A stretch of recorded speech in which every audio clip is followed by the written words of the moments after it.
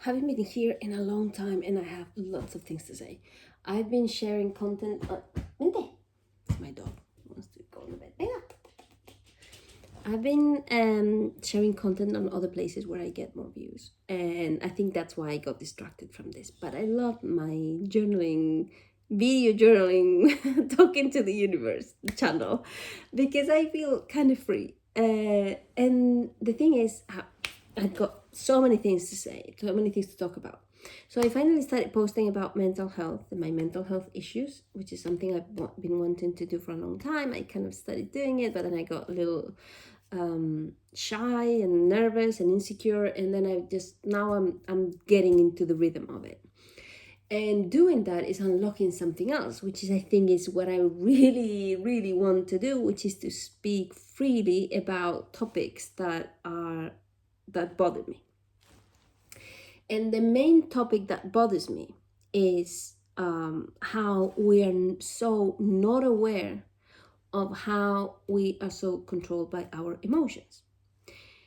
We tend to think we're so rational, humans are so rational and intelligent, and we are so in control, but it's not real. It is not real for most of us.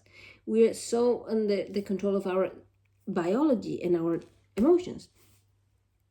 And the thing is, like for instance, when I started going to therapy, one of the main reasons I went to therapy is because I had terrible self-esteem and I was feeling really sad and anxious all the time. But I had problems with relationships, not just romantic relationships, all relationships. I really struggled with feeling safe and being vulnerable with others.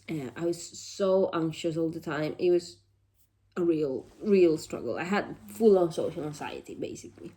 So that was one of the main reasons if not the main reason for me to go to therapy.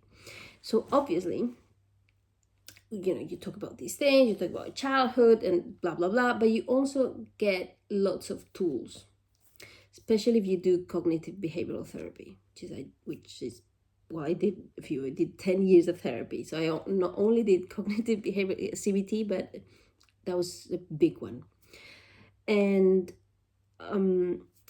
so you're given these tools and you think that with these tools and with your new understanding, then you're going to go out into the world and your relationships are going to be fine because now you have the tools to be healthy like everybody else. And then turns out that most people out there are not that healthy.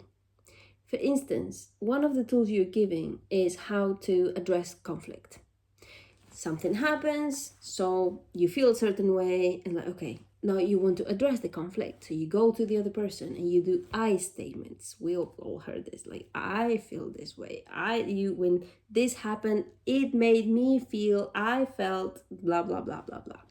Non-aggressive, just direct and honest communication. Great. What is the problem? That most people don't want to address conflict at all. It doesn't matter how well you speak, how honestly and non-aggressively you say things, they still want to hear nothing about it. It's like they want to avoid conflict. Sometimes even your partner, you're in a romantic relationship, even your partner does not want to address conflict. But especially if you go to other types of relationships with like friends, co-workers, clients, people who you are not in a very intimate relationship with, they don't want to talk about conflict. They don't want to address the conflict. They want to avoid it. They just want you to stop saying the thing so they can also not say the thing, and you can maybe be a little passive aggressive or read between the lines, and then we never have to address the conflict and we just can move on. So you're left feeling like your tools are worthless. It's like, this is not the world that I thought it was going to be. Another one, very common exercise in CBT. Okay, a situation happens and you're triggered. Oh, this makes me feel anxious. Okay, how do I interpret the situation? Well, John didn't text me back, and I think it's because he doesn't like me and I'm unbearable. Okay, do I know for a fact that this is the truth? No. So what other interpretations of the situation?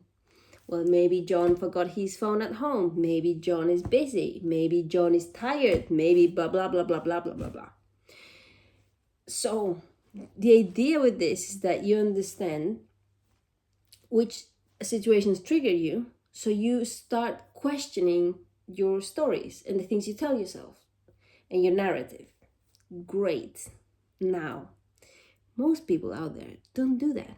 They don't do that. If for some reason you do something they don't like, they're going to stick to their narrative. They're going to think you are an asshole. So, and then you cannot address the conflict because they don't want to address the conflict. They just want to avoid it. And this is the world we live in. So I thought when I was going to therapy and I was learning all these things, that then I was going to be like, yeah, I can have relationships and talk to people and be fine. And then suddenly, a lot of people out there do not have any of these tools. They're not that emotionally mature. They just don't feel bad about it. They just get on with life. And they don't care. They don't give a shit. And so often you are seen as the problem with your emotions and your feelings and your honesty. It's like, just forget about all of that. Just tiptoe over life. You don't have to go that deep.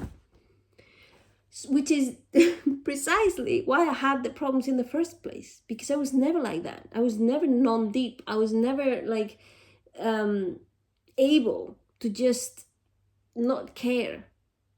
And that caused me a lot of problems, which made me feel then socially anxious because I felt so rejected and like there was something wrong with me after so many interactions that were, hurtful. And then I learned the tools, and turns out that the people are still the same people. They just don't suffer. Or if they do, they avoid the suffering. They drink, they shop, they fuck, they get another job, they cheat. They destruct themselves. They don't care.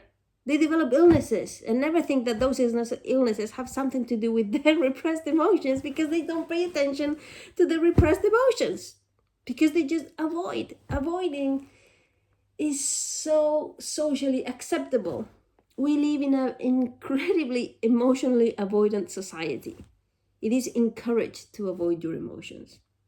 Now we talk a little bit more about accepting the emotions and mental health, but it's all still blah, blah, blah for most people.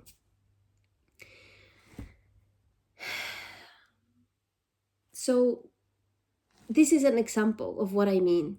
Like all these people think they're being so rational, that you are the weird one, you are the emotional one. They don't understand that they are being run by emotions. They just are not acknowledging them. They're not aware of it.